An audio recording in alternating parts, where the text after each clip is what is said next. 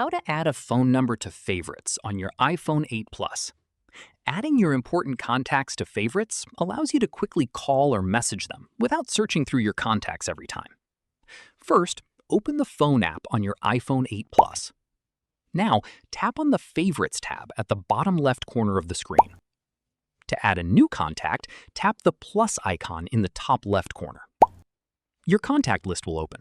Search for the person you want to add to favorites and tap on their name.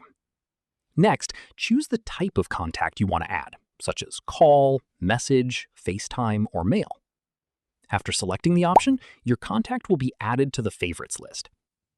Now, whenever you open the Phone app and go to the Favorites tab, you can quickly access that contact and call them with just one tap.